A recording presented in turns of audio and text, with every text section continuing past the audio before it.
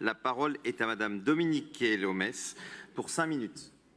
Merci, Monsieur le maire. Mes chers collègues, l'art urbain est une richesse et la ville de Paris mène de nombreuses actions pour le valoriser et le développer. Mais il me paraît important de faire la distinction entre l'art urbain et les graffitis. Après les recycleries et les ressourceries, l'art urbain et les graffitis. Ceci dégrade le cadre de vie des Parisiennes et des Parisiens. Chaque année, la ville dépense 6 millions d'euros pour effacer ces tags. Parmi les endroits préférés des taggeurs, les rideaux métalliques des commerces ont une place importante. Même si ceux-ci devraient être normalement nettoyés par les propriétaires, c'est souvent la ville qui prend en charge ce nettoiement.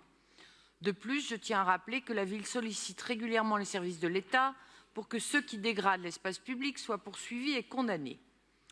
Le fait que des associations de commerçants proposent aux propriétaires de boutiques d'orner leurs rideaux métalliques de fresques artistiques n'est pas nouveau, mais le projet contenu dans cette délibération comporte des spécificités nouvelles dont je me réjouis.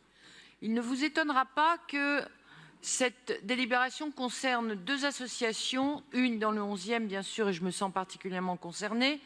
Je rappelle que le 11e arrondissement est l'arrondissement des bars à Paris, et le 13e arrondissement, et j'en dirai effectivement un peu plus. Cette délibération propose le financement de 2 associations de commerçants, donc dans le 11e et le 13e, pour proposer que les rideaux soient ornés d'œuvres non définitives, pour dissuader l'apposition de tags sur ces rideaux. Ces œuvres seront suivies pour vérifier l'efficacité de cette démarche à l'échelle d'une rue ou d'un quartier. Ces actions seront donc portées par 2 associations. Dans le 11e, l'association Village Timbaud, qui regroupe une quarantaine de commerçants de cette rue qui traverse une large partie de l'arrondissement, propose non seulement d'orner les façades de cette rue, mais aussi les façades de la rue de l'Orillon qui est parallèle. Ce choix d'agir sur un périmètre relativement restreint permettra un suivi précis des œuvres réalisées.